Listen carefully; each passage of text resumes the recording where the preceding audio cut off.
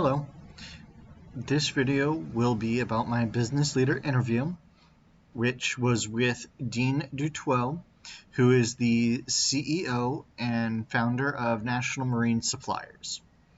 I'm hoping that this will prove to be an interesting video, so here we go. So National Marine Suppliers is exactly what it sounds like. It's a marine supplier, that's headquartered here in Fort Lauderdale, Florida. They provide exclusively for yacht owners and charter yachts. So basically, if you have a yacht, they are usually the people that you will be working with. Granted, there are other companies out there, but National Marine is the best of the best, basically. So, a little bit about Dean. Dean is of West African descent. However, he grew up here in the U.S., graduating from Liberty University. Dean originally got his start here, actually in the Caribbean, on one of the sailing yachts that his friend owned. He got a call basically during the summer of his graduating year, said, "Hey, we have a position available," and so Dean took it and never looked back. And during that time on the sailing yacht, Dean found out that there are a lot of challenges facing the supply industry. So Dean went on, and of course this is quite a few years after that, but he did found National Marine Suppliers. So like I said, originally they are located here in South Florida. However, they do have 5 other offices, including offices in St. Martin, St. Thomas, Europe, Tiagoa, which is a territory of France, and one other office in the Pacific, I believe. So what do? National Marine is a jack of all trades. They do everything. They have 17 different departments that go all the way from new builds. So as you're building a yacht, they will be there with you, helping you figure everything out, to just the uniforms that the crew wear. They offer uniform supply. They'll do different appliances throughout the boat. You name it, they will do it. And if they don't do it, they will try and get you in contact with someone that will. So, our conversation was quite interesting. We talked about a lot of things. Dean pointed out a lot of different interesting points that affect the marine industry, the yachting industry, sorry. The company started, like I said, when Dean came out of college and had his time in the Caribbean. He started out with basically a pickup truck and a pager.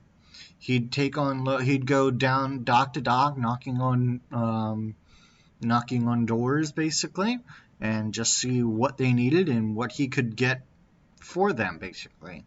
He was doing everything he can and everything he could to be the best of the best.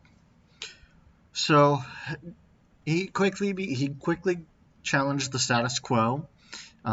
Dean had a big eye for willingness and opportunity, which led him into uncharted waters, and thus established National Marine. His early days were marked by relentless pursuit of the yachting community and figuring out their needs.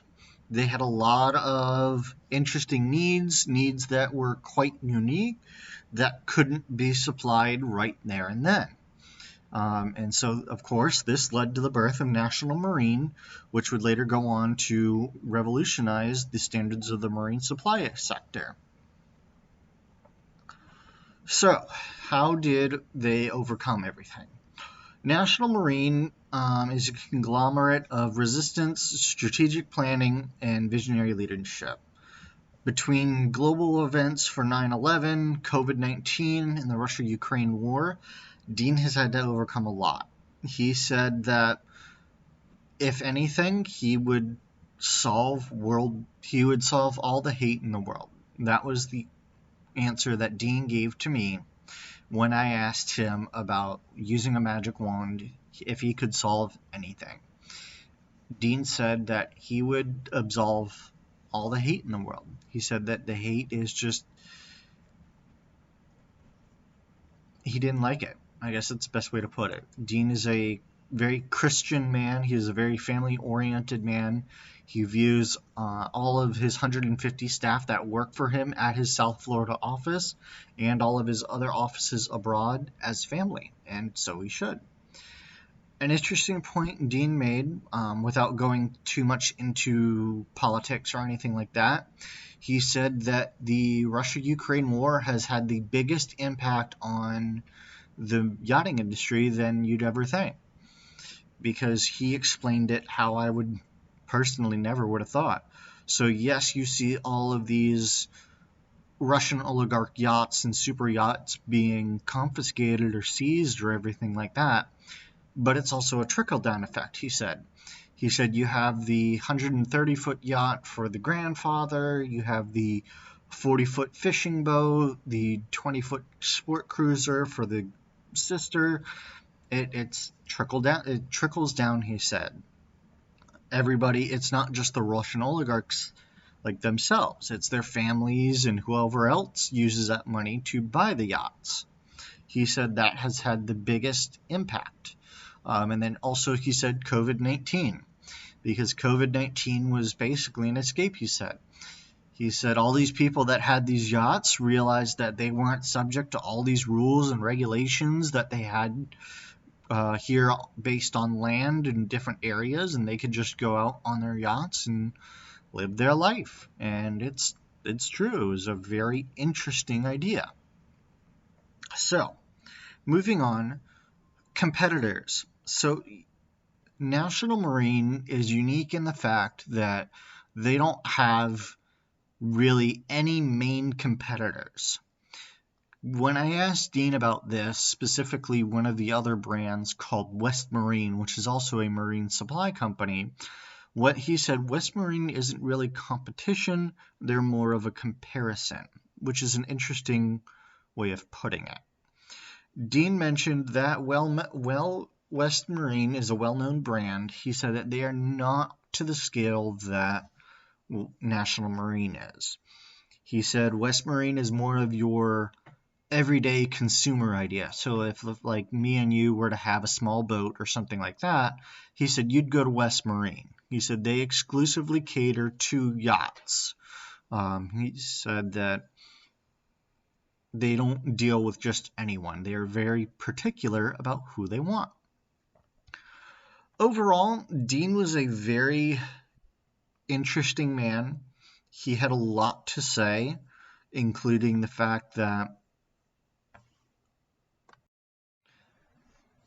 when asked, Dean said that he would not do it over again, which I found quite surprising.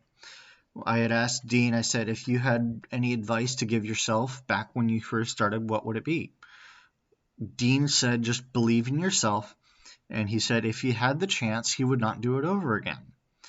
Dean's reasoning behind that is the sacrifice. He said that while he loves his job and he enjoys what he does, he said he's made too many sacrifices and that he wouldn't do it again.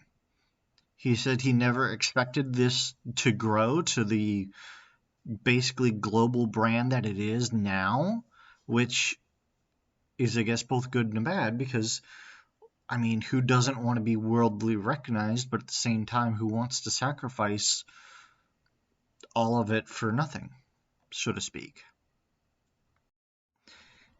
The company is also very conscious about the environment. All of his uniforms division is actually made out of recycled plastics.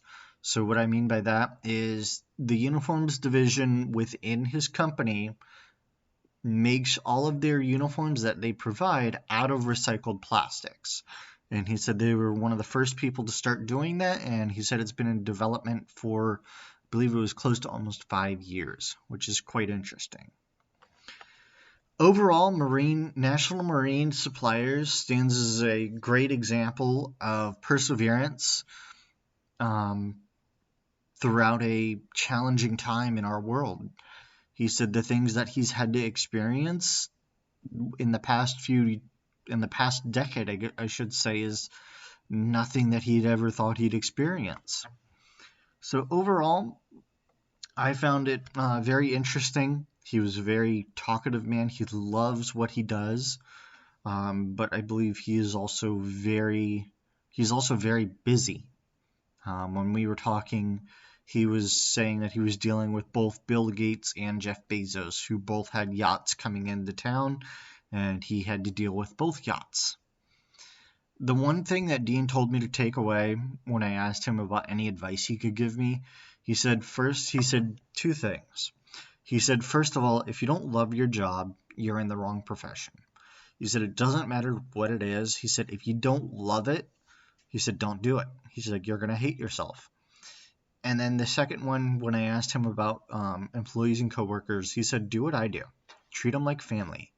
He said, if you treat them like family, very little can go wrong. He said, yes, there is still room for error, but there is less room for error than if you just treat them like another person.